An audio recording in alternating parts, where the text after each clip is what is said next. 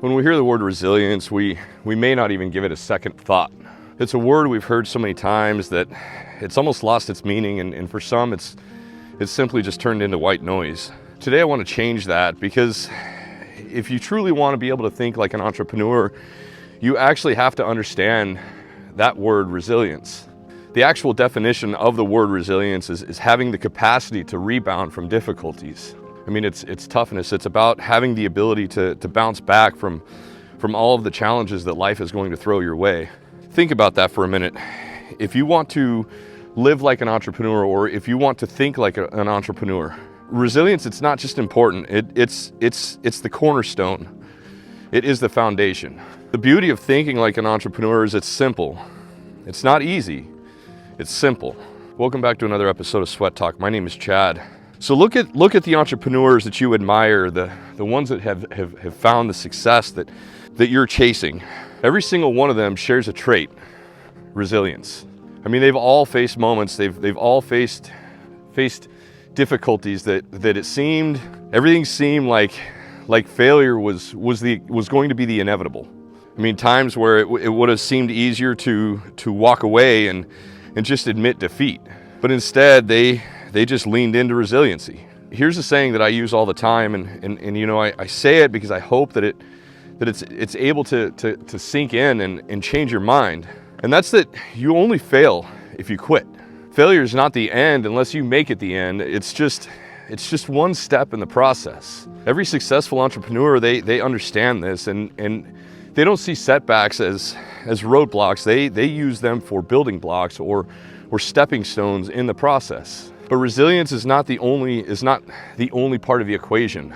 It also requires a few key mindset shifts as well. You know, one of the biggest shifts that you need to be able to make is you need to be able to define success for yourself. I mean, because, you know, success for most people, it's going to be tied to happiness. We've all heard that term, that, you know, the pursuit of happiness. And we cling to that like happiness is actually the end goal. But what none of us think about, what most people don't think about, is that happiness is actually a fleeting emotion. I mean, if you think about that, you can feel happy. Everybody feels some sort of happiness every single day for even if it's just for a minute. You know, like maybe it's a good cup of coffee, a compliment from a coworker, or watching a funny TV show. You know, it's just beating a video game, or just some sort of a dopamine rush. But ultimately, that happiness, it doesn't last. Because I believe what we're actually chasing is not happiness, it's fulfillment. I say that because I believe that fulfillment is what keeps you going. Fulfillment is what you find when you start to pursue your purpose. And that purpose, it comes from working towards something. So if you want to think like an entrepreneur, or you want to live like an entrepreneur, you need to stop trying to chase that happiness, and you need to start pursuing fulfillment instead. Another mindset shift would be you need to understand the power of discipline. People often like to use or interchange the words motivation and discipline, but they are not the same. There again, motivation is fleeing, and discipline is long lasting. You know, momentum, it's that burst of energy when you discover or you realize something new, and it's that feeling of excitement. But discipline, on the other hand, it's what keeps you going when that motivation fades. Because, you know, understand that like a successful entrepreneur is not motivated every single day, but they are disciplined to keep going every single day. They show up even when they don't want to. They show up even when the odds are against them, or when it's boring. That discipline is rooted in resilience. It's understanding that the consistency beats intensity or perfection all day long. Think about the words that we use, because the words that we use, they shape the way that we think, and the way that we think is going to shape the way that we act. You know, take the word failure. For most people, the word failure is something to avoid at all costs. You know, to most people, it's proof that they're not good enough, they're not smart enough, or they're not capable enough. But entrepreneurs, on the other hand, failure is a teacher. Failure is not a roadblock. Failure is something that they're going to learn from. It's a lesson. So it's an opportunity to learn and to improve. Take that word impossible. How many times have you heard somebody say, "That's impossible"? Hello. Hello. Hey guys. It's a beautiful day, isn't it? So look at that word impossible. Impossible is just a mindset. It's a way, it's a word that we use as a way for us to let ourselves off the hook. Entrepreneurs who succeed, they don't see, or they do not accept impossible. They see it as a challenge to overcome. You know, look at that word luck. How often do we chalk up somebody else's success to luck? You know, like the saying, they were just in the right place at the right time, or they were just lucky to be there in the right place at the right time. But the truth about luck is it's just preparation that's meeting opportunity. The harder you work, the more opportunities you're going to create, which the luckier you're going to seem. So when you start to think like an entrepreneur, you will start to use and look at your words differently. You know, you're going to stop asking, or you're going to stop saying I can't, and instead you're going to replace that with how can I. You're no longer going to be asking what if I fail. Instead you're going to be asking what if I succeed. And I think the most important thing is you are going to stop waiting for opportunities. I mean, here's a big one. Most people are waiting for that green light, or they're waiting for somebody to hand them on a silver platter their dreams.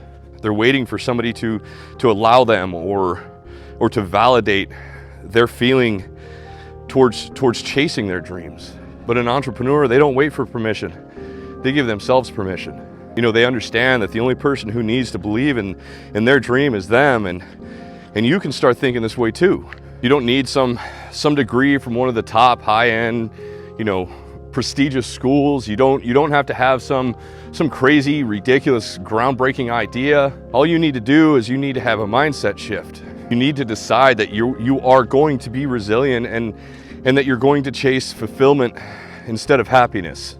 That you're going to embrace failure and learn from it, and most importantly, that you're going to act, not try, act. You know, because the truth is you are never going to have everything figured out. None of us are ever going to have everything figured out.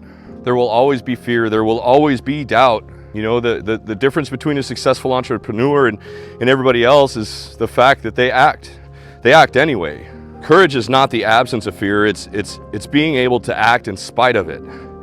You know, I did a video on this a month or so ago. I will put an info card in the top right corner if you want to go watch it. And I go into great detail, I go into great depth on this exact topic of acting in spite of your fears, and how to not let those fears overcome you and consume you, and how to be a warrior. So ask yourself, what is one thing I can do right now? What is one thing that I can act on that is going to move the needle in the direction that I plan to head?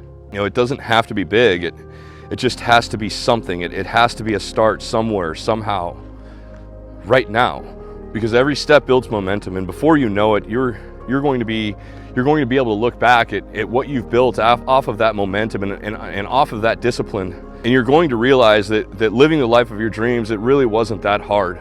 You know, the world needs your ideas. The world needs your creativity, your perspective, and none of this matters. None of it matters at all if you just keep that voice and perspective and those opportunities that are presenting in front of you. If you just keep those locked away, none of it will ever matter. The only way to actually fail is to quit. So don't quit, and don't wait anymore. So start thinking like an entrepreneur today, because it's not just about building a business. It's not just about building financial freedom. It's about building the life that you want and finding that mentality and that mindset that you want. That mindset that every day feels fulfilled and not just happy. Your mindset is one of the greatest assets that you have, and resilience, it's not just a word, it's a way of life. So if you made it this far, do me a favor and go down in the comments section and write that word act. Just that one word, act. Because the only way you are ever going to get ahead is to act. You can't sit on your butt, and you can't sit there and watch TV or watch you know, YouTube on your phone all the time and just sit there and consume and expect something to land in your lap. And that goes for this channel and the videos that I'm creating as well. If you're finding value in this, if you're finding motivation in these videos, use that motivation to get up, turn this phone off, and stop watching my videos. And I would much rather that. But use this motivation and to get out there and focus and find that discipline that's going to push you ahead. I know that the world is suffering, and that's why I'm out here. That's why I'm making these videos, because there's some people that are just starting in places that many millions of us will never understand.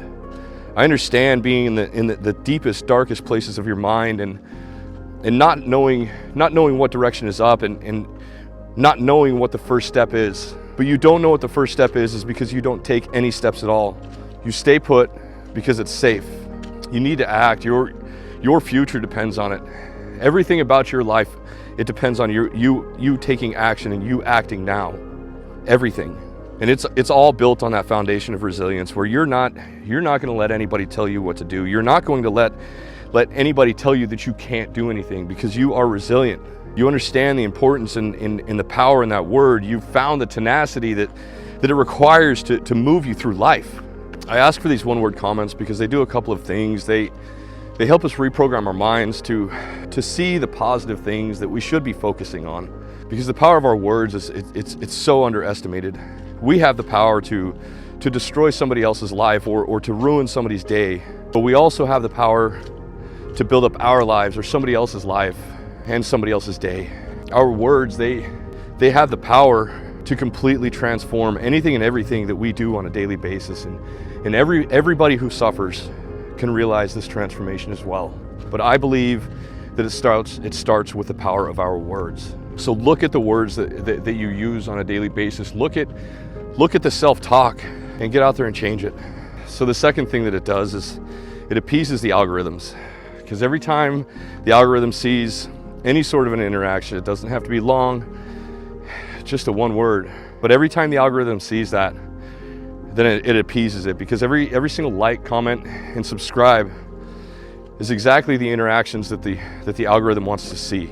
And when the algorithm is appeased, then it's going to be more likely to push this content out to more people who might find value in it as well.